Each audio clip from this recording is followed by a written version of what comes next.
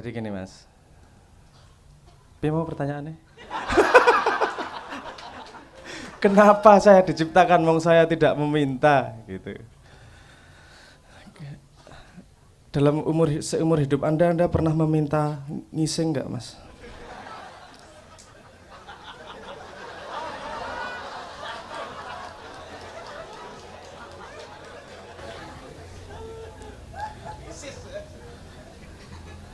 Tuhan, saya pengen ngising besok jam 8:15. Semoga tidak mencret, keluarnya bulat-bulat dan kelihatan sehat. Genjernya tidak keluar sebagai genjer jijik. Banyak hal yang kita lakukan yang tidak kita minta. Banyak hal yang kita alami tidak kita minta. Mungkin urusan permintaan itu kan juga harus kita perluas. Mungkin kesadaran Anda tidak meminta, tapi keseimbangan tubuh Anda meminta Anda untuk ngising. Jadi di sini kan urusannya Anda tahu meminta atau tidak. Seperti kita ketahui bersama, lahir itu pasti ditutupi sama hijab. Jadi banyak informasi yang tertutup sebelum kita lahir. Anda mungkin nggak ingat kalau Anda minta dilahirkan seperti Anda. Dan nulis kurikulum sendiri, nanti aku menanyakan kepada diri saya kenapa saya diciptakan. Nah, jadi kalau konsepnya seperti itu, bahwa Anda ada perjanjian sebelum lahir dan ada alasan dan kurikulum kenapa harus lahir sekarang, itu yang bisa jawab ya Anda sendiri. Kenal lo karo jabang bayimu, kenal lo sama sejatinya dirimu untuk menemukan kenapa kau dilahirkan. Mungkin ada indikasi-indikasi hidup, mungkin ada indikasi-indikasi hidup. Misalnya Anda kok dari kecil aku kena masalah hutang terus ya. Dari kecil kenapa saya jadi pemarah terus ya. Mungkin itu indikasi bahwa PR Anda dalam hidup yang ini adalah untuk mengatasi masalah kemarahan dalam diri Anda.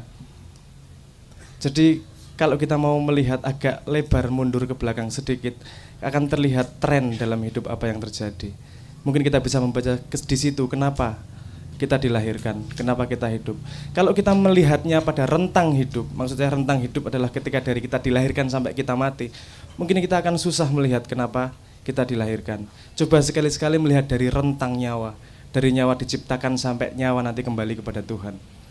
Di situ akan mungkin ada informasi-informasi yang bisa membantu menjawab kenapa Anda dilahirkan. Bisa jadi Anda dilahirkan untuk memberi cobaan kepada orang tua Anda juga bisa. Siapa tahu.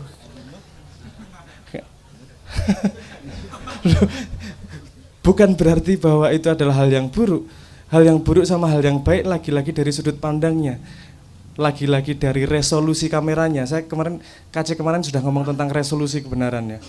Konstruksi kebenaran, di mana kebenaran bisa berbentuk bermacam-macam dan bisa blur atau tidak tergantung resolusi Anda melihatnya. Kalau Anda mau melihat pasir ketika Anda baru bisa melihat perbedaan antara kerakal, Anda tidak akan bisa membedakan apa itu pasir. Anda butuh resolusi yang lebih tinggi. Resolusi yang lebih tinggi bagaimana? Dengan mengenali diri Anda sendiri dan bisa melihat apa yang halus di baliknya ternyata PR Anda dalam hidup Anda. Itu sepertinya jawaban, itu pertanyaan bersama dengan jawaban unik masing-masing yang harus dijawab. Ya, di situ ketika Anda menemukan dirimu, maka di situ Anda menemukan Tuhan. Nggak bisa ketika Anda menemukan diri teman Anda menemukan Tuhannya teman Anda nanti. Nah, mungkin jawaban saya yang tidak memuaskan ini adalah bagian dari tugas Anda. Kenapa Anda dilahirkan agar mumet. Matur nuwun. Sebentar Mas Abrang, ini satu lagi sepertinya perlu sampean yang jawab juga. Soal rasio, kayaknya di sebelah sana Mu'tazilah itu. Jadi satu sisi Tuhan mengatakan laisa kamislihi syai'un, ia tidak seperti apa yang digambarkan. Satu sisi ia nurun ala nurin gitu. Dia cahaya di atas cahaya. Sejauh ini apa sih pencapaian manusia soal yang berangkat dari rasio tentang ketuhanan tersebut? Mungkin pertanyaannya seperti itu. Kok diuncal kayak soal film loh, yuk menjawab ngene-ngene. Ya, oke, apa namanya? Ah. Sa- Saya dulu kuliahnya fisika, Mas.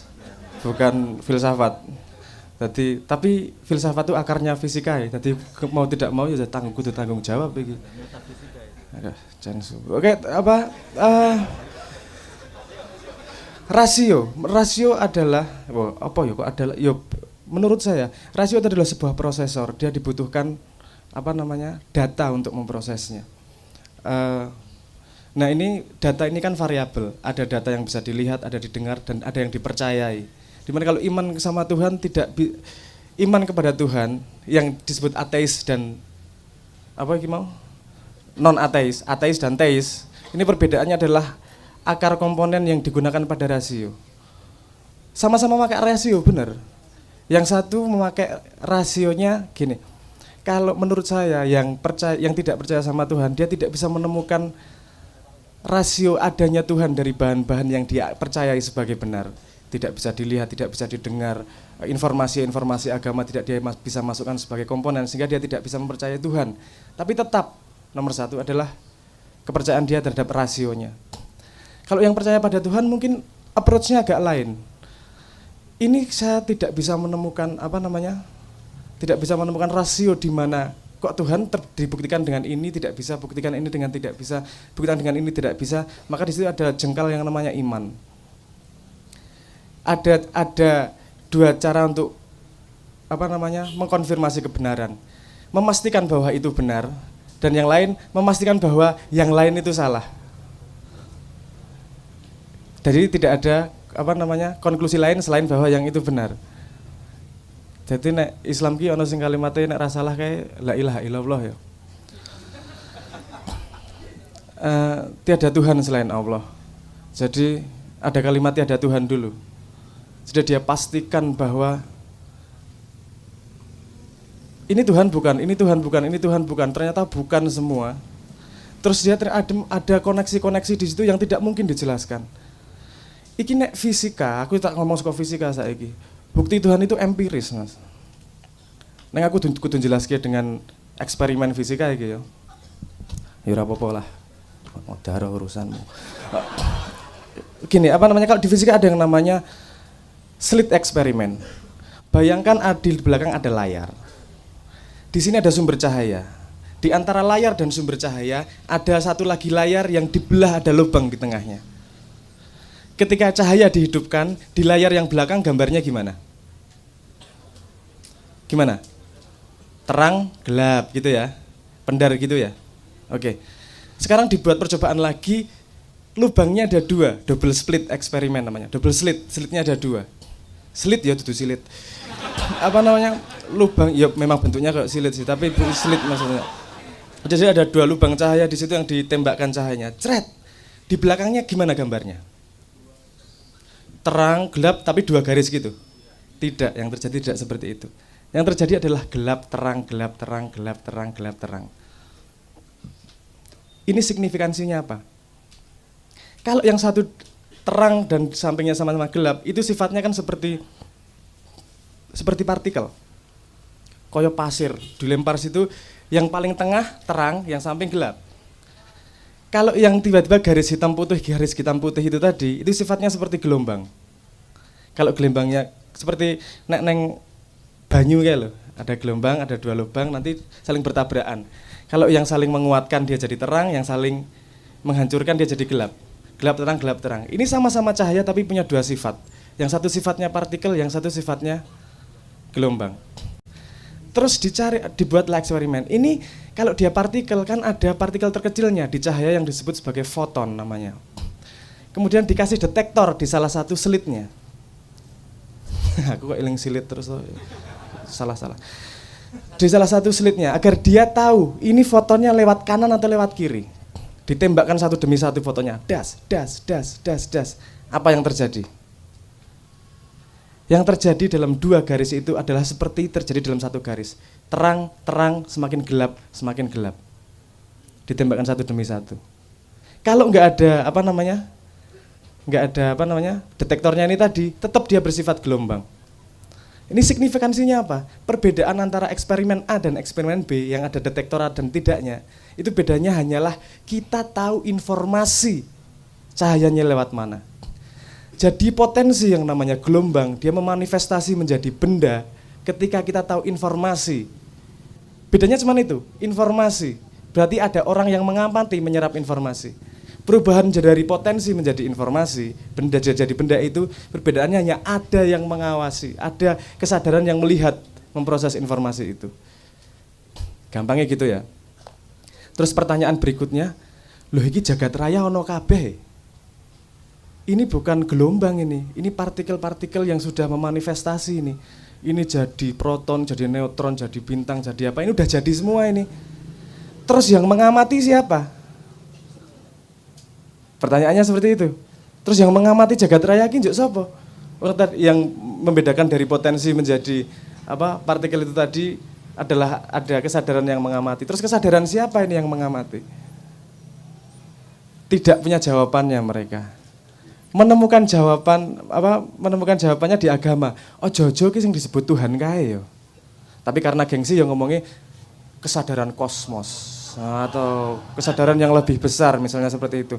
Tapi kalau Anda lihat mungkin sekitar tahun 1930-40-an itu ketika eksperimen itu populer, banyak yang jadi pendeta, banyak yang ke agama dan segala macam. Karena mereka sadar bahwa ada komponen-komponen yang ternyata sains ini masih muda juga untuk mencoba memahami alam. Ada mungkin agama yang sudah punya jawabannya walaupun belum kita tahu sebabnya. Menurut saya bedanya ateis sama teisme adalah rentang iman di situ. Kita percaya sama Tuhan, percaya sama itu, urusannya kan ya urusan percaya. Percaya dulu kita mencari buktinya kemudian. Bukan mencari buktinya sehingga percaya. Wong kita membuktikan ini hari Jumat aja nggak bisa kok. Apa buktinya hari Jumat? Jumatan, gue Jumatan gara-gara apa? Gara-gara Jumatan bolak-balik kowe wong kentir kowe orang. Enggak. Jumat kan karena persetujuan. Urusannya persetujuan bersama bahwa ini adalah Jumat. Anda lupa dulu ada 10 hari yang hilang dimajukan. Jumat sebenarnya nggak jadi Jumat. Udah dimasukin Juli sama Agustus. Apa benar-benar Jumat? Ini kan urusan persetujuan. Kita membuktikan ini hari Jumat sebenarnya Jumat menurut Allah Subhanahu wa taala aja nggak bisa. Jangan itu iman juga sebenarnya. Iman yang tidak diamini mungkin. Tapi itu persetujuan bersama. Nah menurut saya rasio itu sangat perlu karena saya langsung nyambung ke tema ini, karena kesempatan terbuka. Rasio itu sangat perlu karena begini, kalau setahu saya membaca Quran, membaca alam, mencari kebenaran itu kan butuh, katanya membaca Quran harus suci. Suci kuwi piye? Wudu, ngono ya. Itu suci wadak, kan harus suci pikir juga. Jangan lupa, nggak hanya suci wadak, perlu juga suci fikir. Sekarang kita tarik dari informasi yang ada tentang suci wadak. Suci wadak itu, piye carane? Wudu dengan kategori airnya ada nggak? Ada air mutlak, ada air musamas, mustakmal, mutanajis, gitu ya. Air mutlak adalah air yang bersih, benar-benar bersih. Kalau air musamas adalah air yang udah kena panas, udah kena matahari gitu ya. Masih bisa buat wudu. Masih bisa. Oke, kalau air mustakmal? Air yang sudah dipakai. Bisa dipakai wudu atau enggak? Enggak bisa ya. Kalau air mutanajis? Air yang sudah mengandung najis. Oke, kalau dalam pikiran, bersuci pikiran, kan kita butuh rasio untuk menentukan mana wudunya pikiran dengan air yang mana. Kalau dalam pikiran yang disebut sebagai air mutlak itu yang seperti apa? Ini nyambung kepada dulu-dulu Cak Nun pernah ngomong bahwa ilmu paling murni itu ya disiplin matematika. Karena menurut saya air mutlak adalah matematika di situ. Disiplin rasio, bahasa alam semesta, bahasa rasio, bahasa kemurnian. Karena kenapa dia murni? Karena kita tidak terlibat di dalamnya. 4 tambah 4 Anda pendukung Jokowi atau pembenci Jokowi sama dengan 8, nggak ada bedanya. Kita tidak terlibat sama sekali di situ. Matematika adalah matematika, dia berdiri sendiri. Bagaimana kita mengikuti fakta tanpa kita ikut terlibat di dalamnya. Yang paling suci di situ. Yang kedua adalah air musammas, air yang sudah berhubungan dengan dengan alam ya, matahari dan seterusnya. Itu kalau di ilmu saya nyebutnya ilmu fisika. Ilmu fisika karena fisika itu belajar tentang alam. Pendapat dia tentang kejadian di alam tidak penting. Kalau kelapa jatuh ya kelapa jatuh, kecepatan segitu. Bahwa presisinya tidak kita bisa jangkau dengan 100%, itu memang karena kita tidak mampu untuk mencapai situ. Ada kemampuan kita, ada limitasi di situ. Jadi dia masih bisa untuk mencari kebenaran, untuk bisa mencari Tuhan, walaupun ada degradasi sedikit di situ, seperti air musammas. Terus yang ketiga, ini aku rada ngeri ngomongnya. Yang ketiga adalah air muktamal ya. Mustakmal. Air mustakmal, air yang sudah dipakai wudhu. Ini terjemahan saya. Di sini air yang sudah dipakai wudhu adalah orang sudah memakai akalnya, sudah memakai rasionya untuk membersihkan dirinya sendiri. Outputnya berarti adalah tafsir-tafsir Al-Quran. Jadi tafsir-tafsir yang ada di kasanah kita ini itu tidak bisa buat berwudu mencari kebenaran. Karena itu sudah dipakai wudu penulisnya. Itu adalah output dari dia berwudu dan mencari kebenaran dalam Qur'annya. Kalau kita melihat sebagai referensi untuk mencari kebenaran nggak masalah, tapi kita tidak bisa 100% menggunakan itu sebagai tempat berwudu, karena itu wudunya orang lain. Yang terakhir adalah air mutanajis. Ini kan bedanya tadi antara air itu tadi bedanya seberapa besar invest manusia ke dalam informasi itu. Ini air mutanajis nomor 1 seperti yang dikatakan tadi, yo media massa. Informasi media massa. Karena di situ tidak ada, di situ manusia sangat-sangat terlibat. Ilmu sosial dan media massa terutama kalau yang bisa dilihat. Orang menulis pasti ada motifnya, ada tujuannya, ada kerangkanya. Itu tidak mungkin bisa dijadikan untuk berwudu, untuk mencari kebenaran yang sebenar-benarnya. Dia hanya hin, hanya petunjuk-petunjuk kecil-kecil untuk mencari kebenaran. Nah, jadi rasio amat sangat penting, bukan cara menggunakan rasionya itu sendiri. Rasio digunakan untuk menganalisa guna rasio itu sendiri. Ya, begitulah sedikit banyak. Piye, rasiomu wis umup rong iki. Jadi saya ingin mengatakan bahwa rasio amat sangat penting karena agama diciptakan untuk orang-orang yang berakal, dan akal itu salah satu senjata utamanya itu yang namanya rasio. Bahwa kita menuhankan rasio, kita menuhankan uang, menuhankan apa, itu kita terjebak dalam, kalau kepercayaan yang sudah kita percaya ya kita terjebak dalam la ilaha. Tapi diperlukan itu mungkin dalam perjalanan setiap orang karena PR orang masing-masing untuk menemukan ilallahnya. Asal tidak pernah kita berhenti mencari dalam hidup kita. Ngoten dhisik. Matur nuwun. Assalamualaikum warahmatullahi wabarakatuh. Baik, terima kasih Mas Abel.